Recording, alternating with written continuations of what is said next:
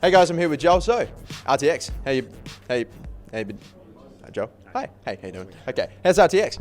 RTX is awesome. The fans here are awesome. The fact that they're willing to be here under Guantanamo Bay type conditions says a lot. So it's funny because we genuinely do have the best fans in the world, and a lot of people say, like, why we have the best fans in the world, but when people say we have the best fans in the world, they mean like, oh, they're good fans because they love us. But that's fine.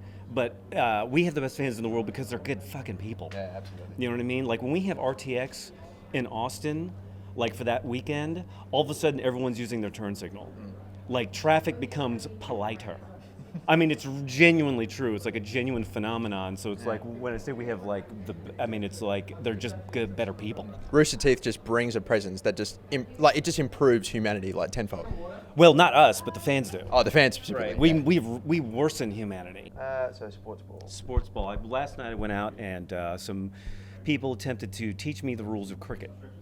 And cricket seems like a pretty cool sport, except for the fact that it goes like 6 to 8 hours. I would like to think of it as the Australian equivalent of baseball, because it's almost basically the exact same sport, if you know what I mean. It kind of is. It's funny because like the main difference is like in baseball, there is a tendency for the value goes to the defense. Oh my God, the wall. Wow. Like in baseball, it's harder to get offense, and in cricket, it's the opposite. The value goes to the offense, and it's harder for the defense. It seems like, right? If you have like, what's the typical score of a cricket game? Depends on the form. There's like there's a whole bunch of different ones. But like 100. Like 100 to 200? Am I wrong? This is just information I got from a bunch of drunk people last night, so I could be wrong. I would say between all forms, 200 to 500. That's probably a pretty good score. Well, that's fucking a lot. Yeah, I know. Cursed so much. And like baseball, it's like you can have a game that's 1-0 or 2-0, you know, and it's like it's all about, well, I mean, in the 90s, baseball scores were like 200 to 300 because of steroids.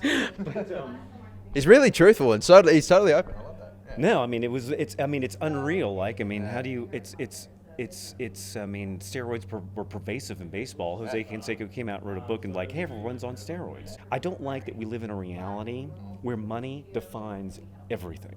Money defines everything, and sports should be the one thing where maybe it doesn't. Maybe it's like you have some sort of balanced stage where maybe money isn't the ultimate determination of who wins. So I don't know, you know, like salary. I mean, I'm not sure what like it is in like the sports that you have here. Yeah, some of the version of football that we've got here. If a player's getting paid $1 million a year, then he's a fucking good player. So he's only. But still, I mean, it's still everything's in a vacuum, right? So regardless, it's like, well, I mean, is there a salary cap? I mean, there's so many leagues too when you're doing soccer. It all works a bit differently, but basically, I don't think when it comes to like American sports and like especially fans over in like the UK watching would like with football and things like that, with players or with clubs literally paying hundreds of millions of dollars to get specific just one player. Yeah. It's probably not that crazy here, but yeah, I know what you mean. Well, I mean, I'm not even like trying to make a judgment based on the amount of money the guy's making. It's just a matter of like, okay, well, if he can make that money, is the other team allowed to have somebody who's at that value? Yeah. You know, I mean, is there a balance of payrolls there? I think. Yeah. Sorry. No, I mean, I'm sort of like. It's hard because there's a lot of issues here where it's just sort of like people are going to get into the whole conversation of like, is it fair that a baseball player makes $100 million or whatever and a school teacher doesn't make anything? That's a whole other conversation, which I'm not even getting into. But I'm just trying to look for balance among the game. Right? Yeah. No, fair enough. And you speak like you're a real true sports fan. So I would like to think, I'm pretty confident that you're probably the biggest sports fan at Rooster Teeth, surely.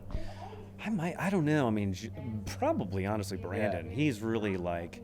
I used to be into sports more in the like past 10 years than I am and now. So it's like the younger guys are sort of more into it, but Brandon's really into it and he's knowledgeable. I mean, he really looks into stuff. Jack is genuinely into it. Tyler's way into it. Tyler's gonna need counseling probably. He's so into it. But yeah, I mean, I am into it. Yeah. I mean, it's just sort of like, I mean, I'm a guy. Yeah.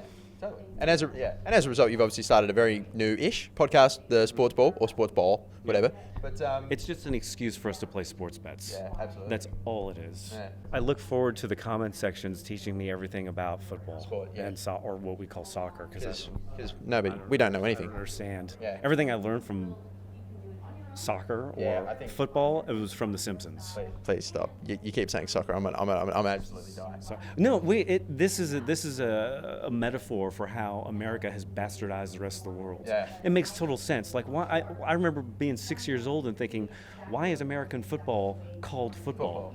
Yeah. It has nothing. Like the only time that if a foot hits a ball, something has gone wrong or is going to go wrong. But the one confusing thing I have about soccer or football, I don't understand why they just don't pick up the ball and run into the goal.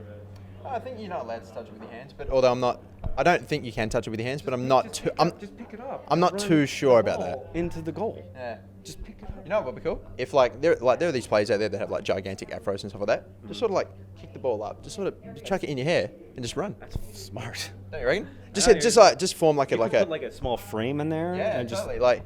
Like you could like just form like a flying V sort of formation to make sure that or just a circle. Genius. Yeah. It's genius. I can't believe no one's tried it yet. Oh my God. Well, before I let you go, I might ask you one last question. RTX wrapping up Sunday. There's a few more panels. Have you got any more that you're going to be on to today, or? Yes, I'm doing the RVB panel, and then I'm somehow doing the drunking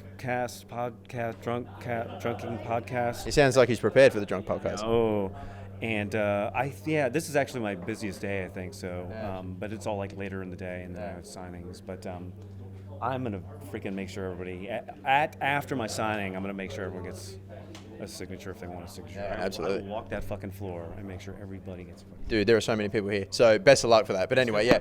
No, absolutely. Well, I'll just leave you there's still a little bit more left for you to do. But favorite moment at RTX right now. Last question. We'll leave it there.